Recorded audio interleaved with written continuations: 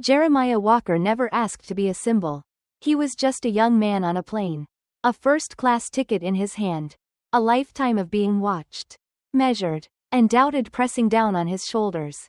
When he stood up and offered his seat to an elderly white woman, he thought it was just an act of kindness, something his father, a soldier who had died serving a country that never truly served him, would have wanted.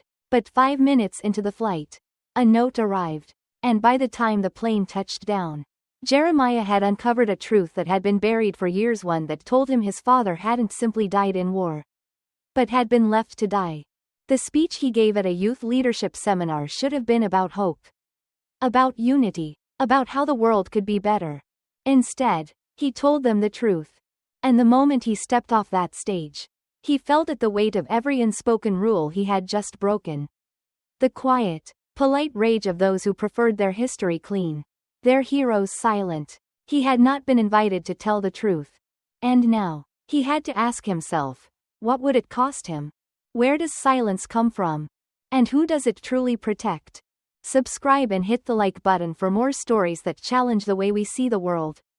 Now, let's begin. Jeremiah Walker was a young man of 17, tall and lean, with the quiet dignity of someone who had learned to move through the world carefully. He carried himself in a way that did not demand attention but insisted on respect. His father, Elijah, had been that way too, so his mother said. A man who did not speak loudly, but when he did, his words had weight. A man who believed that kindness was not just an act but a responsibility. Jeremiah had spent his whole life hearing about the power of kindness. But he had also spent his whole life watching kindness falter under the weight of something heavier. Something colder. It was a crisp autumn afternoon when he arrived at Hartsfield-Jackson Airport in Atlanta. His backpack slung over one shoulder. A single first-class ticket in his hand. A gift. A reward for his hard work in a summer leadership program. It was not a ticket meant for someone like him. He knew it the moment he stepped into the first-class cabin, where the air was scented with leather and cologne, where men in dark suits thumbed through newspapers and sipped expensive whiskey. The flight attendants here smiled differently, polished, distant, the kind of smiles that belonged to people who were used to a certain kind of life. A life that did not expect Jeremiah to be here. He felt the eyes on him before he saw them. A flicker of something behind a businessman's gaze. A glance exchanged between two women adjusting their cashmere scarves. Nothing direct, nothing overt, but it was there. And yet, he ignored it. He had learned to. He found his seat 3A. Window. A miracle of space and quiet. He eased into it, let himself settle. Just this once, he thought. Just this once. Let yourself have this. And then he saw her. An elderly white woman, her silver hair pulled back into a neat bun, her hands trembling slightly as she struggled with a small carry-on bag. She wore a simple blue cardigan, pearl earrings that caught the light, and glasses that kept slipping down her nose. She was looking for her seat. Jeremiah knew before she even checked her ticket she was headed for the back. The far back. The place where the seats were cramped. Where the hum of the engine was loud enough to rattle your thoughts. He could see it in the way her shoulders slumped. The way her cane tapped unevenly against the carpet as she took slow, uncertain steps toward whatever middle seat had been assigned to her. And that was when it happened. He stood. He did not think. He did not hesitate. "Ma'am," he said, his voice steady but soft. "Would you like to take my seat?" She turned, startled. Her eyes flicked up to his face.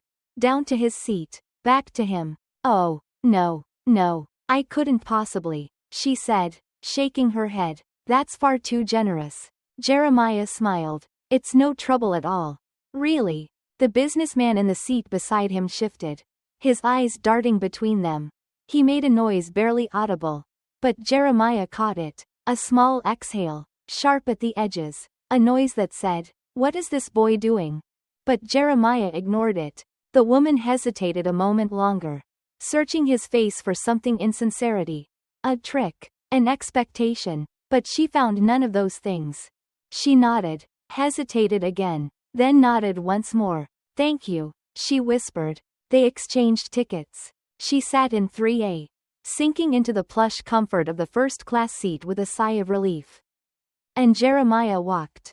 Through the polished aisles. Past the glances. Past the hushed voices that he knew. Instinctively. Were about him. Back. Back to economy. Where the air felt heavier. The seats pressed in close. Back to 26B. It was a middle seat. It was cramped. It was loud. But none of that mattered. He had done the right thing. His father's voice echoed in his mind. Steady and sure. Kindness is not a favor. It is the foundation of being human. The plane took off. And 5 minutes later, a flight attendant handed him a note. A note from the woman in 3A. A note that would change everything. The note felt lighter than it should have. As if it had been folded with such care that even gravity hesitated to press down upon it. Jeremiah turned it over once in his hands. The paper thin beneath his fingertips. The ink bleeding slightly at the edges. It was the kind of handwriting that belonged to another time, delicate. Deliberate. As if every letter had been placed with purpose. He unfolded it slowly. I have something important to tell you. I believe we've met before. Though you don't remember me. After we land, please let me speak with you. God bless you for your kindness. His heart pounded once. Hard. Against his ribs. Met before? No. He was certain of it. He had never seen her before today. He would have remembered. He was good at remembering. His mother used to joke that his memory was a curse. That he carried things too long. Held onto faces and moments the way other people held onto heirlooms. But there was nothing in him that recognized the woman in 3A.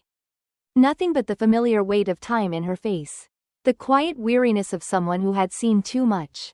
Carried too much. The plane hummed beneath him. An iron bird cutting through the sky. And yet his mind felt heavier than ever. The businessman beside him glanced over. A quick, assessing look. Jeremiah angled the note away. He wasn't sure why. Something about this felt private. The kind of private that was edged in something deeper. Something that wasn't meant to be seen by just anyone.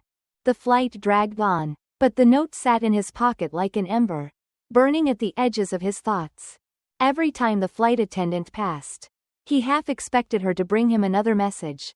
Another sign that this moment, this day, was shifting into something else entirely. But nothing came. Just the slow, endless ticking of time. The seatbelt sign blinked on.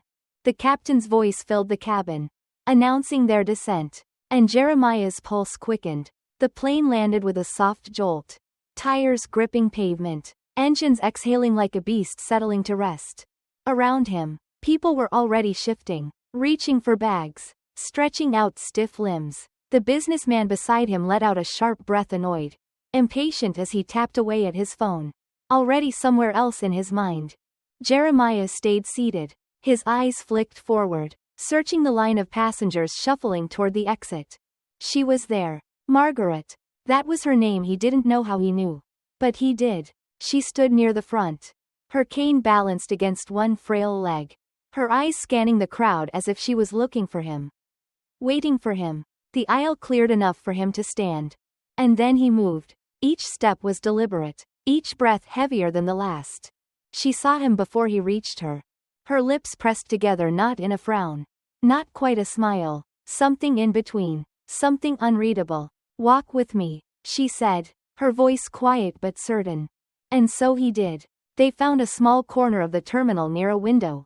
The city beyond it stretched out beneath the early evening sky. The glass reflected them, one young, one old, two strangers. And yet, Margaret took a slow breath. As if she needed to steady herself. I knew your father, she said. Jeremiah froze. A sharp, unexpected bolt of air filled his lungs. Too fast, too sudden. The world around him went quiet. I was a nurse, she continued, on the base where he was stationed. His father, Elijah Walker, a name that lived in history books and photographs. In whispered stories his mother only told when the night stretched long and heavy. A name that had been a shield and a burden both. He had never known much about his father's last days. Only that he had died in uniform, serving a country that had never fully served him back. But now, here was a woman, standing before him, telling him that she had been there. That she had seen him. That she had known him. Jeremiah's fingers curled into his palms. What? His voice cracked. then steadied. What do you mean? Margaret's hands shook slightly as she reached into her purse, pulling out something small, something old. A letter. She pressed it into his palm. Before he passed, she whispered, he made me promise to find you. His breath hitched. He wanted you to have this. The paper was worn, the edges soft from years of being handled. His name was written across the front. His hands trembled. He looked up at her. At the woman who had carried this secret for so many years. And for a moment, just a moment, he saw something in her eyes. Something like sorrow. Something like regret. And then he opened the letter. And the world shifted beneath him. The letter was heavier than it should have been. Not in weight, but in meaning. In the unspoken history pressed into its creased edges. In the way his father's name was written across the front in a hand that had long since turned to dust. Jeremiah stood still, his breath shallow, his fingers rigid around the fragile paper. The world outside the airport terminal bustled with life announcements crackled overhead. Suitcases rolled, voices blended into a symphony of departures and arrivals. But here, in this small space near the window, time had stopped. Margaret watched him, silent, patient. She had carried this secret for years. Now it was his to bear. Slowly, carefully, he unfolded the letter. The ink was faded but legible. The handwriting strong despite the tremors that must have gripped his father's hands as he wrote his last words. My son, if you are reading this, then I am gone. I wanted to make it home to you. But some things are not ours to decide. I need you to know I see you. I know the man you will become. I have always known. This world will try to make you small. It will tell you where you can stand, how much space you can take up, and when to keep your head down. But you are my son. You come from a long line of men who did not break, who did not bend, even when the world tried to erase them.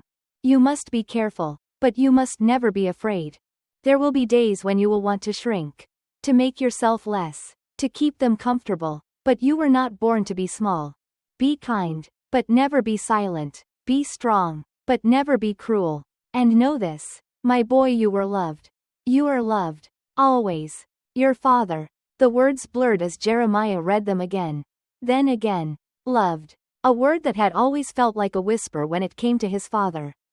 Something unspoken. Something distant. His mother never talked about the details of his death, only that it had been in service of a country that never saw him as its own. Now, here was proof that even at the end, his father had been thinking of him. Jeremiah exhaled, a sharp, uneven breath. His fingers tightened around the letter. Margaret stepped closer. He wanted me to find you, she said softly, to make sure you knew. Jeremiah lifted his eyes to hers.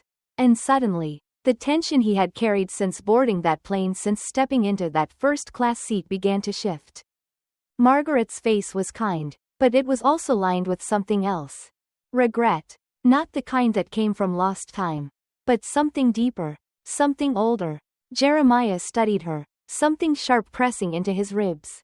You knew my father, he said carefully. Yes. You were with him when he died. Margaret nodded. The questions rose in his throat. But he hesitated before speaking them aloud. Because he already knew. He had spent his entire life learning how to read between the lines. How to pick up on what was left unsaid. What was buried beneath polite smiles and half-truths. He could see it in the way Margaret's eyes flickered. In the way she braced herself. As if she already knew what was coming next. You weren't just there, Jeremiah said. Were you? A pause. And then, no, Margaret whispered. And just like that, the air between them thickened. Margaret straightened, her fingers tightening around the handle of her cane. Your father was brought into the infirmary late that night, she said. I was on duty. He was hurt badly. But he was awake. He knew. Jeremiah swallowed hard. Margaret inhaled, slow and steady. He kept talking about you, she said. He wanted to make it home. He wanted to see you. A sharp pang of grief hit Jeremiah square in the chest. He had always known his father hadn't died quickly. His mother had never said so. But she hadn't needed to. The silence around his death had been enough.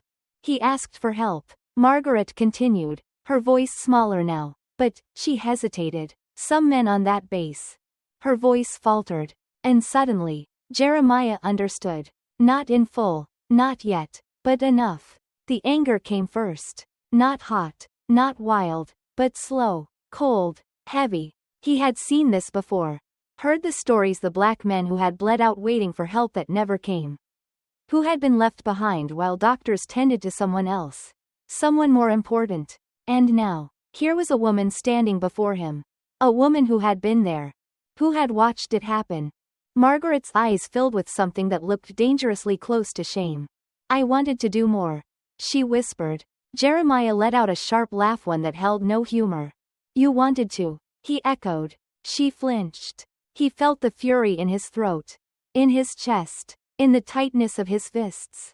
His father had died waiting. His father had died in a country uniform. Under the care of people who had promised to protect him, and still. It hadn't been enough. It never was. Margaret wiped at her eyes. I'm not proud of it, she admitted. I tried. I begged. But there were rules. There were. She stopped. Because she knew how hollow it sounded.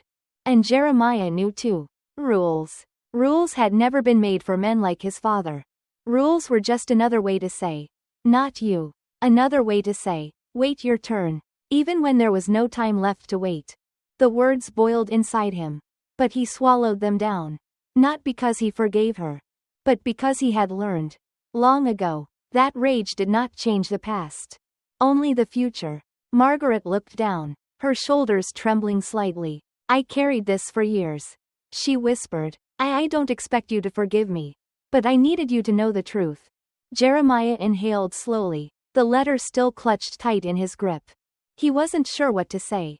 What to feel. All he knew was this. His father had fought. Had held on. Had spoken his name. Had loved him. And that was what mattered. Margaret turned as if to leave. Then hesitated. She reached into her purse one last time. Pulled out a small photograph. Jeremiah took it before he could think. It was an old picture.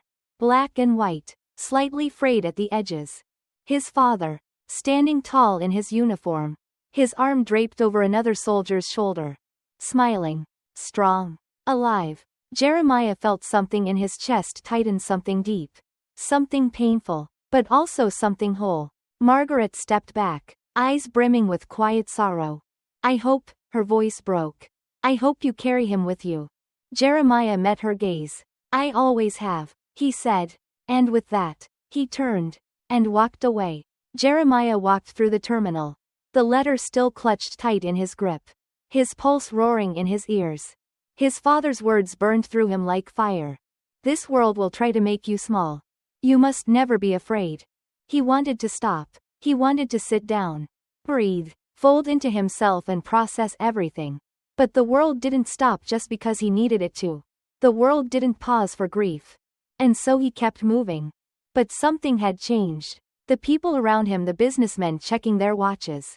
The security guards watching the crowd with cold precision. The travelers hurrying past suddenly. They all felt further away. Margaret's confession still rang in his head. The truth was no longer an abstract idea. Something distant and unconfirmed. His father had been left to die. It was not just war. It was this country. It was the way men like Elijah Walker bled into the soil of history and were never given the dignity of remembrance. It was the way their deaths became statistics. Names carved into stone, folded into textbooks and government records with no acknowledgement of the way they had suffered. And now, Jeremiah carried that truth in his hands. Would he tell his mother? Could he? Would she want to know? The thought of her, sitting at the worn kitchen table back home, staring at this letter, realizing what it meant, that made something sharp twist in his chest. She had lived with silence for so long. Would the truth set her free? Or would it crush her? Outside the airport, the evening sky had settled into a deep, endless blue. The city pulsed beyond the terminal. Lights flickering, car horns blaring, people moving like they always did, fast. Indifferent. Jeremiah hailed a cab, slid into the back seat, and let his head rest against the window. Where to? The driver asked. Jeremiah hesitated. He had a hotel booked. A modest place near the conference center where the youth leadership seminar was being held. But suddenly, The idea of walking into a room full of bright-eyed teenagers eager to discuss change, eager to build a better world, felt unbearably heavy. None of them knew what he had just learned. None of them had ever sat across from a woman who had watched their father die and done nothing.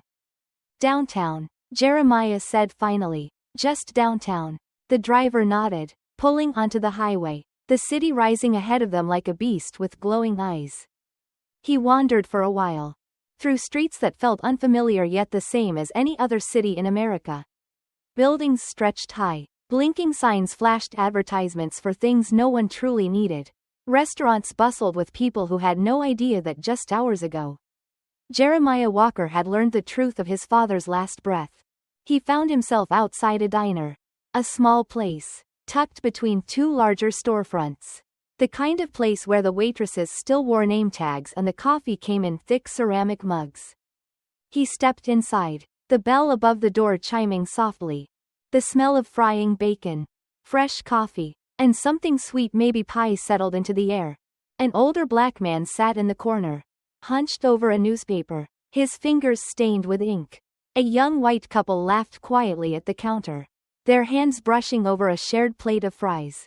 The waitress behind the counter, white, middle-aged, with tired eyes, looked up as he entered. For a moment, there was hesitation. Then, she pasted on a smile. "Sit anywhere you like."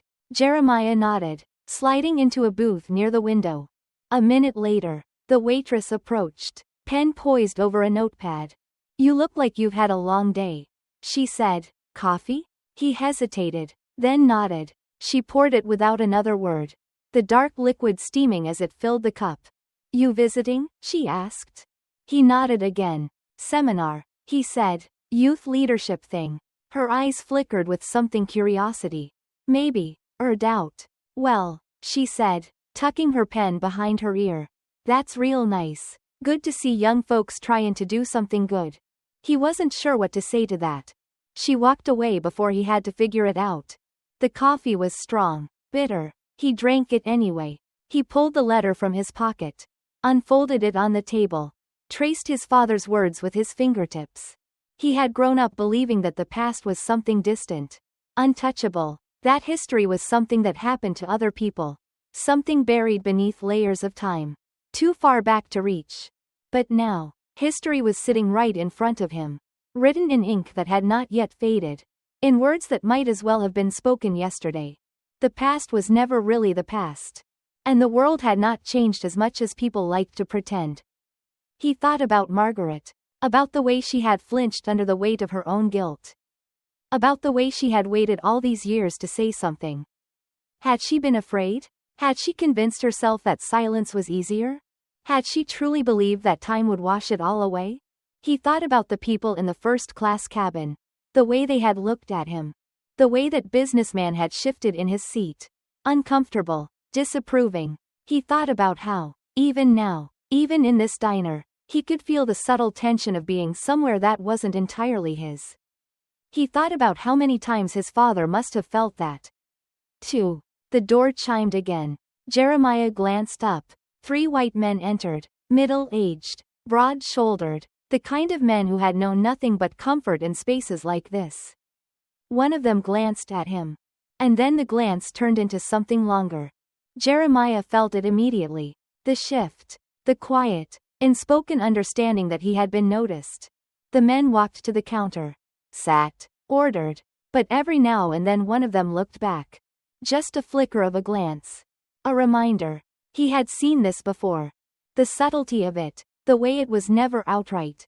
Never loud. But still there. Still present. Curling through the air like smoke.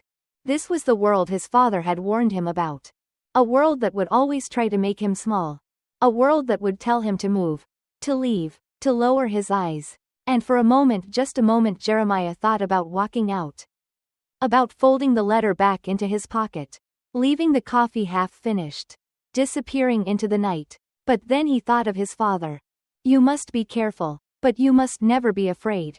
Slowly, deliberately, Jeremiah lifted his coffee cup, took a long sip, and met their eyes head on. He did not blink. He did not look away. And after a moment, after what felt like a small eternity, The men turned back to their meals.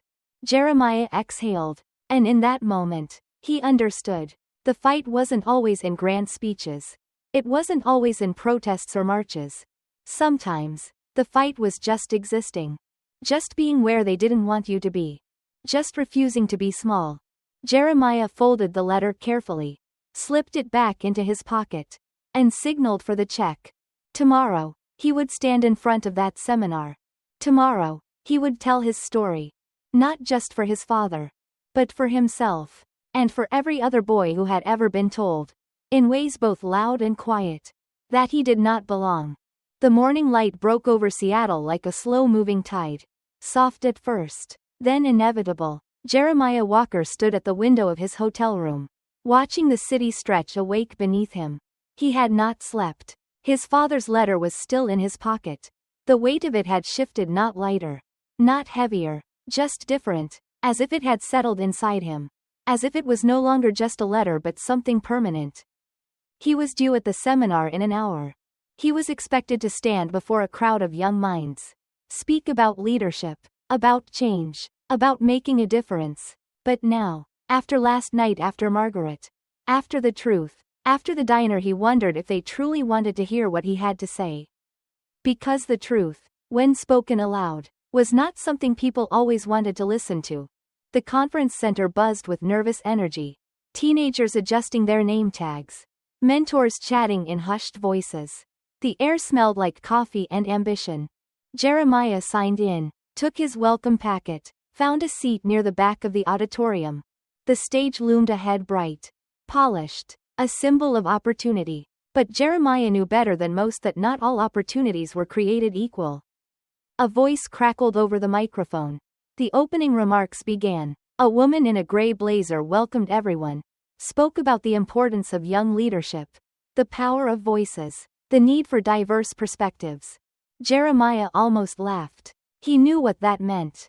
It meant they wanted just enough diversity to feel good about themselves. Just enough difference to make the brochure look progressive, but not enough to make them uncomfortable. Not enough to make them question the world they lived in. Certainly not enough to make them question the rules that had been built long before any of them arrived. He watched the speakers before him, students, educators, community leaders, each one standing on that stage, carefully shaping their words, making sure their truths were palatable. No sharp edges, no confrontations, just safe, digestible hope. And then it was his turn. He walked to the stage slowly. The microphone stood waiting. The crowd expectant. He inhaled. Then, he spoke. My name is Jeremiah Walker. He began. And I want to talk about the price of kindness. A ripple of confusion passed through the room. Kindness was supposed to be free.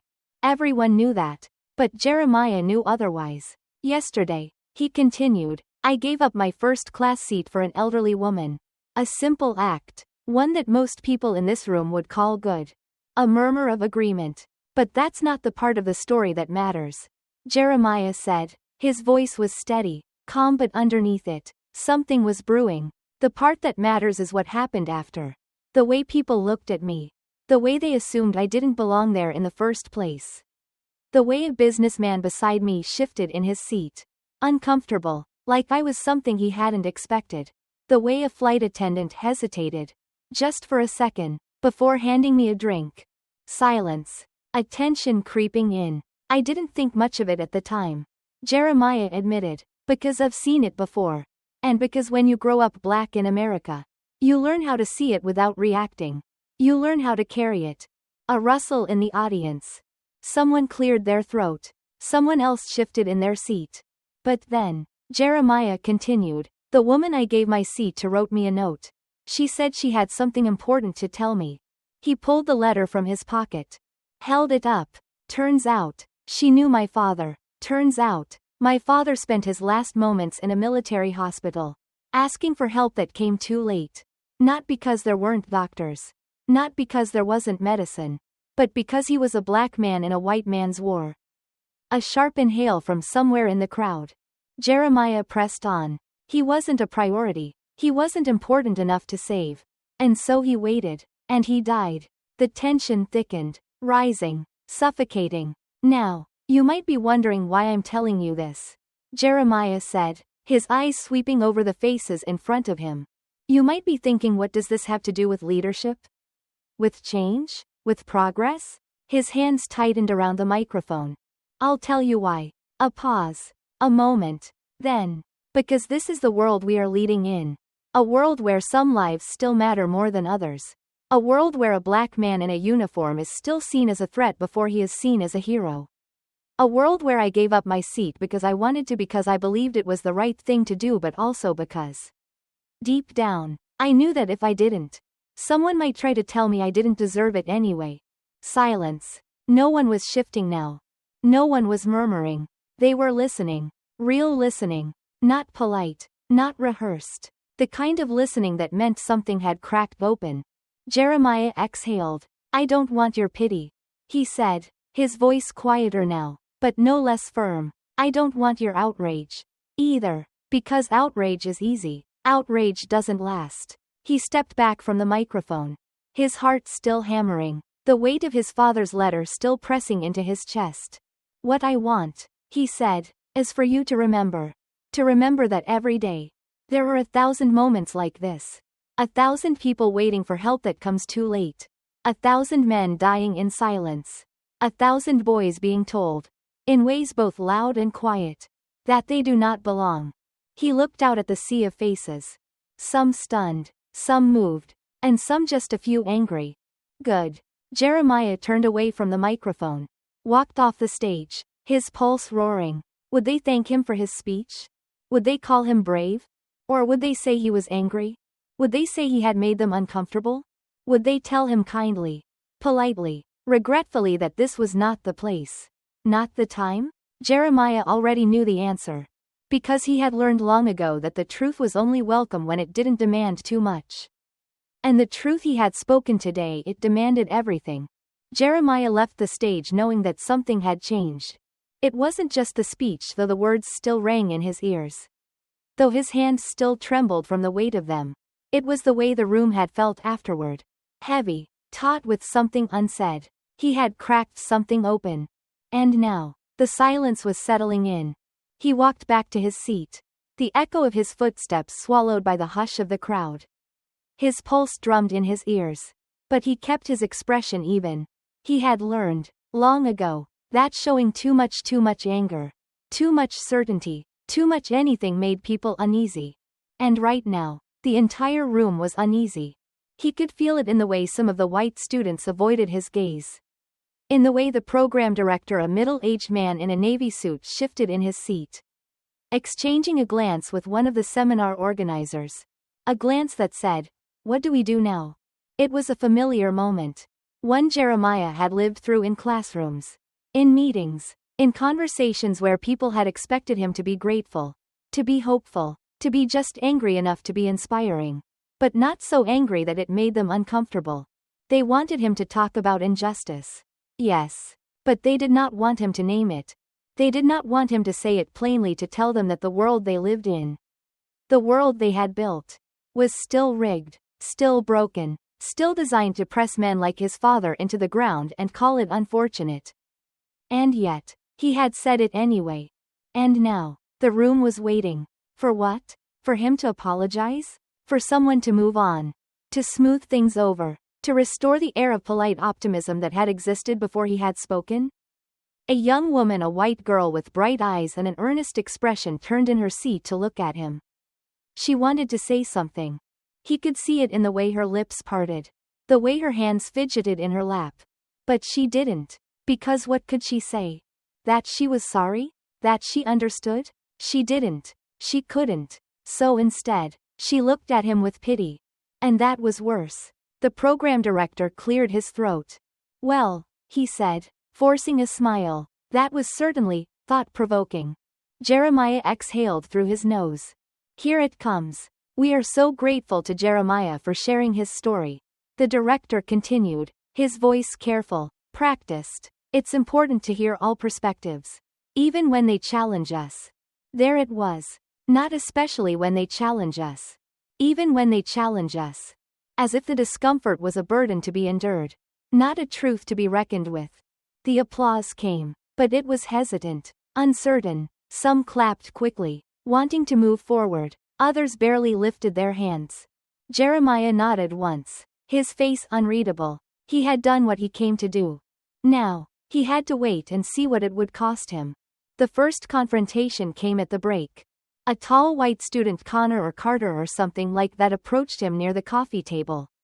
His expression tight, his hands shoved into his pockets. "Hey," he said, I just wanted to say. I get where you're coming from. But don't you think it's kind of divisive? The way you framed it?" Jeremiah turned, met his gaze. "Divisive," he repeated, his voice flat. "I mean," Connor or Carter said, shifting his weight, "I just feel like this is supposed to be about bringing people together. Right? And what you said, it kind of felt like you were blaming everyone." Jeremiah considered that for a moment. Then, he took a step closer. "I wasn't blaming everyone," he said quietly. "I was naming the people who are responsible." Connor stiffened. "That's the problem, isn't it?" Jeremiah continued. "You don't want me to say it. You don't want me to be specific. You want me to make it broad, abstract, palatable, so that you don't have to sit with it too long. That's not fair," Connor muttered. "No?" Jeremiah tilted his head. "Tell me, what part wasn't fair? The part where my father was left to die? Or the part where I had the audacity to bring it up?" A beat of silence. Connor's jaw clenched. Then, he shook his head. "Whatever, man." He turned, muttering under his breath as he walked away. Jeremiah let him go. He had nothing left to say. By the end of the day, he had lost count of how many people had come up to him with some variation of the same message. "You were so brave. That was really powerful. I can't imagine what that must have been like." But beneath it all, there was an undercurrent of something else. A tension, a question. Had he gone too far? Had he made it too real? That night, as he sat in his hotel room, staring at his father's letter, he realized the answer. Yes. And that was exactly the point. The silence didn't last. By morning, the whispers had started. Jeremiah walked into the conference center and felt it immediately, the shift. The weight of it, eyes that slid away when he looked in their direction. The stiffness in people's movements. The way some of the white students, even a few of the black ones, greeted him with a nod that was just a little too careful. A little too rehearsed. Something had changed. Not for him, he had always known the truth. But for them, they were deciding, now, what to do with him. Not what to say. No. That decision had already been made. They would say all the right things. They would tell him he was brave and that his words had been powerful. But beneath that, beneath the forced smiles and the polite acknowledgments, they were calculating. Was he too much? Was he too angry? Was he the kind of voice they could use or the kind they needed to contain? The seminar schedule moved forward. Workshops, discussions, carefully moderated panels where the word equity was used just enough to make people feel progressive, but not enough to make them uncomfortable.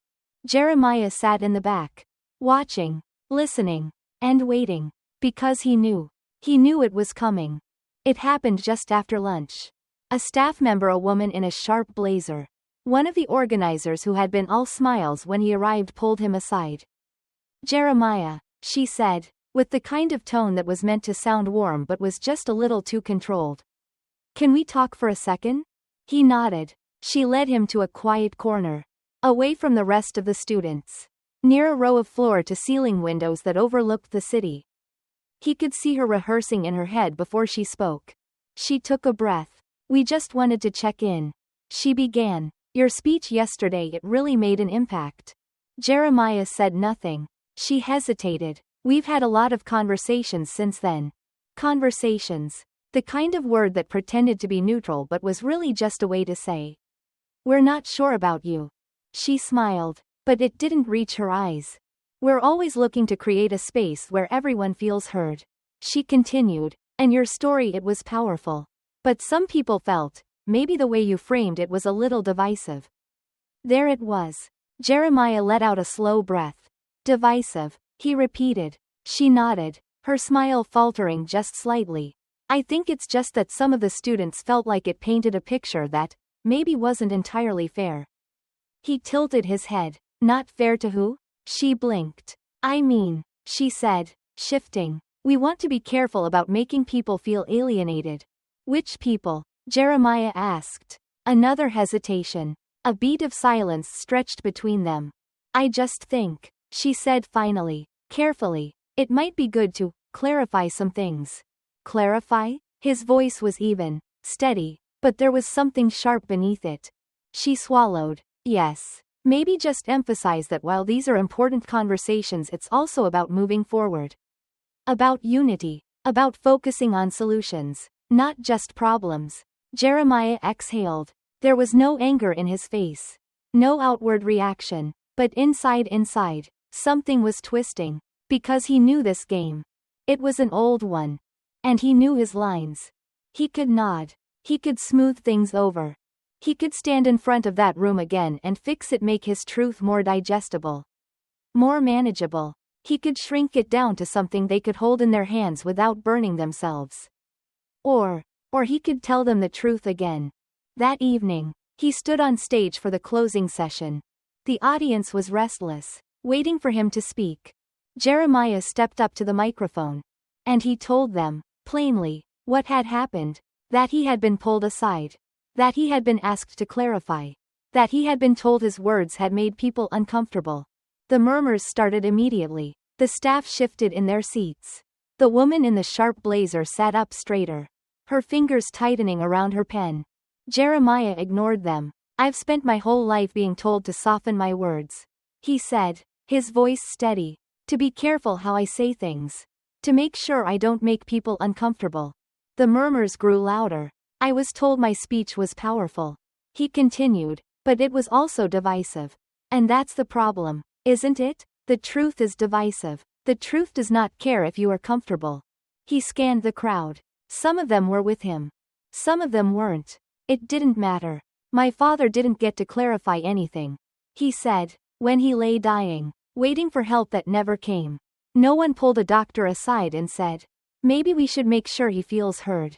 Silence. A heavy, uncomfortable silence. Good. Afterward, they didn't try to talk to him again. The program director shook his hand. Stiffly, a practiced smile plastered onto his face. They would not invite him back. Jeremiah knew that. He had known it the moment he stepped off stage. Because the truth was only welcome when it did not demand anything of them. And Jeremiah had made them listen. And now, they did not know what to do with him. He walked out of the building into the night air. His father's letter still in his pocket. His hands still steady. He had told the truth. And whatever came next, he was ready. Jeremiah stepped into the night. The city stretching before him, bright and humming. Alive with a rhythm that did not care who had spoken the truth and who had chosen to look away. The air was thick with something he could not name. A heaviness. A charge. Like the sky before a storm. He had done it. He had said what needed to be said. And now, he waited for the world to respond. Would they ignore him? Would they call him angry? Ungrateful? Would they erase him, the way they had erased men like his father? He had not asked for their approval. But still, he wondered what it would cost him.